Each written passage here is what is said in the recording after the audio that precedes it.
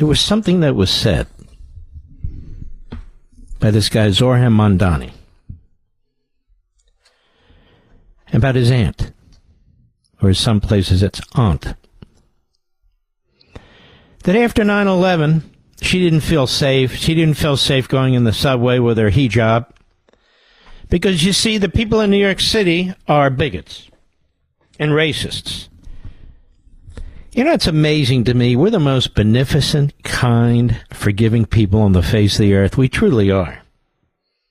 In any other country, if an ethnic group or religious group did to that country what was done to us on 9/11, there would be a lot to answer for, wouldn't there, Mr. Producer? In fact, so beneficent are we, we're almost ridiculous. In fact, absurd. In fact, self-defeating. Qatar protected KSM, the mastermind, in 9/11. They helped him escape the FBI. And less than 2 years later, he and Saudi terrorists attacked our country. Killed 3,000 of our fellow citizens. Now I understand Qatar is not only one of the greatest leaders in the Middle East, but one of the greatest leaders in the world and our dearest friend, and we don't know what we'd do without them. Same with Saudi Arabia, our new, wonderful, dear friends. Qatar has about 330,000 citizens. They don't really invent anything. They have a lot of slave labor there. But they have an enormous amount of natural gas. And so they're our buddies, and they've paid a lot of money to be our buddies. I mean, Capitol Hill, law firms, public officials in and out of government, the media, Islamist front groups in our country. They're very busy. Very busy. Then there's Saudi Arabia. They've never apologized for 9/11. In fact, they keep the cover-up going. But they're our dear friends now, too. Israel, of course, we're supposed to hate Israel. But Qatar, wonderful. Saudi Arabia, wonderful. Zohran Mamdani was with a group of Muslims at a mosque in the Bronx, and he's very upset, you see, because his auntie was afraid of you, the American people, because she was wearing a hijab. And we know how you Americans are when it comes to immigrants and hijabs. Of course, the FBI tells us that by overwhelming amount, the greatest amount of hate crimes is against Jews. And by the way, often by Arabs and Muslims. Shh. No. Shh, don't say that.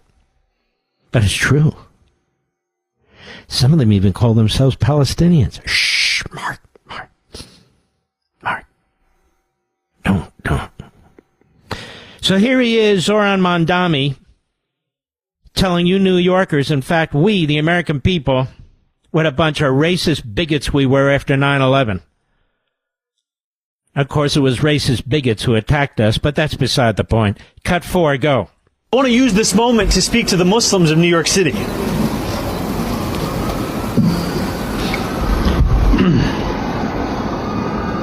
Spit it out. I want to speak to the memory of my aunt.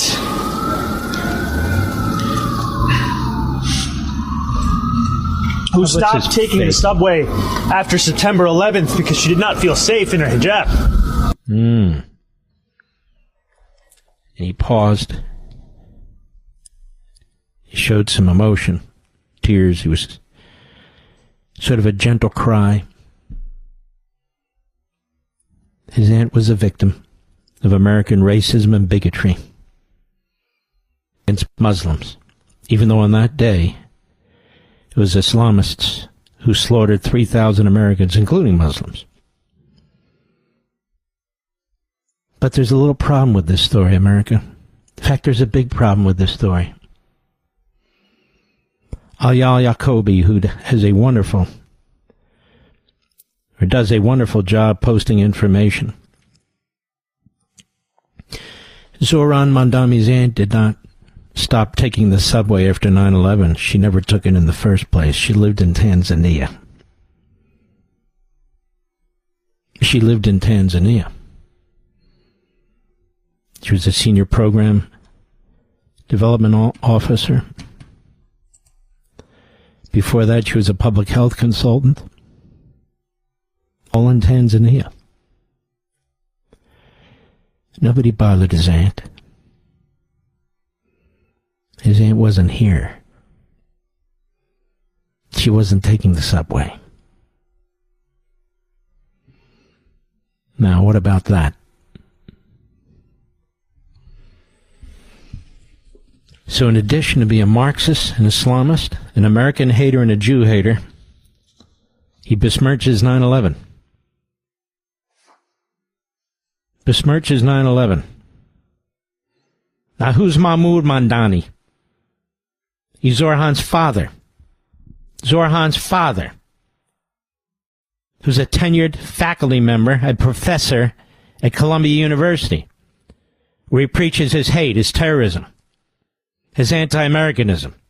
Folks, I have a question for you. Do you believe America's best days are still ahead? With the 250th anniversary of the signing of the Declaration of Independence coming up in less than a year, my friends at the Heritage Foundation are taking stock of the current situation, and they need your input. They've launched a survey on America's future to gauge how Americans feel right now about where we are as a nation and where we're headed in the next 250 years. You know, for decades, your American values have been under attack, but now, with President Trump's administration in office, we have an opportunity to turn the tide and usher in a new golden age for America. But the Heritage Foundation needs to hear from you. What policies do patriots like you most care about? What do you believe are the defining principles of America? What legacy do you believe we should pass on to the next generation? Please visit heritage.org/Levin today and share your feedback and help shape the future of America. That's heritage.org/LEVIN. Paid for by the Heritage Foundation. I want to give a hat tip to Maze, who's fantastic, too, on X. All these people should be given podcasts if they're not, rather than the freak frauds and phonies out there. Cut one, go. America is the genesis of what we call settler colonialism. And the American model was exported all around the world.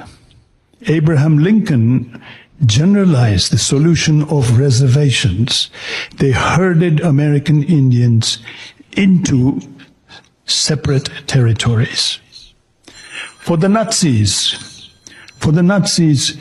this was the inspiration. Hitler realized two things. One, that genocide was doable. It is possible to do genocide. That's what Hitler realized. Second thing Hitler realized is that you don't have to have a common citizenship.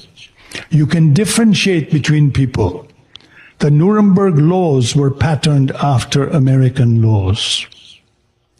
Anyway, the U.S. put Indians in reservations. The U.S. invented the model. The U.S. invented the model. The model of what? The model for Hitler. The U.S. invented the model for Hitler by putting Indians in reservations. Putting Indians in reservations. And so Hitler got the idea that we could put Jews in concentration camps, exterminate them. America created the model. This is what he's teaching young people who don't know now north from south or east from west. This is what he's teaching them. To hate America. Hate America. Hate it. Because you see, but for America, there wouldn't have been a Hitler. There wouldn't have been concentration camps. Because America was the genesis, he says, of what we call settler colonialism. Now, ladies and gentlemen, if you read American Marxism, you know that this is the position of the Islamists and the Marxists. America is responsible for fascism, for Hitler, for colonialism and imperialism. America is the genesis of racism and bigotry. White Europeans who settled the North American continent laid siege to Central and South America, took the land away from the original inhabitants. That's why there can be nothing like illegal immigration. The illegals are the white Europeans. This is what he and other Marxists and Islamists are teaching throughout academia. This is Mahmoud Mamdani, Zohran's father, 3 years ago, and his mother, who's funded by Qatar, our greatest friend, one of the greatest countries in history, led by some of the greatest leaders in history, Mr. Producer. Did you know this? Who've never been asked about 9/11, who've never been asked about KSM, who've never been asked about their role. Meanwhile, the royal family and some of their inbred relatives praise Hamas to this day. They funded Hamas $1.8 billion. Not a word. Billions and billions poured into our colleges and universities to promote Marxism and Islamism. You saw it in the streets to poison our young people. Not a word. I hear Israel has a PR problem. The PR problem is Qatar. It's buying podcasters. It's buying lobbyists. It's buying politicians. It buys media outlets indirectly, spending a lot of money because of all that natural gas it has. Gee. And there's Mamdani, who, God forbid, if he gets elected, will be elected because of the overwhelming support, as the New York Post reported, from migrants. Wow. I heard Karl Rove say something today, and I don't normally quote him because I don't normally care. But he actually said something that caught my attention. I'm doing Mahmoud Mamdani. Mahmoud. And that is, New York City is 65% Democrat and 22% independent. By my count, Mr. Producer, that's 87% who are not Republicans but tend to vote Democrat. He's got 45% of the support in the polls. In other words, he's got nothing. But because he can win in a plurality when you have multiple parties running like you do in other countries, he can slip in with a plurality of 45%. Even though the city is 87% liberal. Not exactly united behind Mr. Mamdani, are they? No, they're not. That's Mahmoud Mamdani. One more time for the slow of listening. Cut one, go. America is the genesis of what we call settler colonialism. And the American model was exported all around the world. Abraham Lincoln generalized the solution of reservations. So here's Abraham Lincoln, who led a civil war to free the slaves.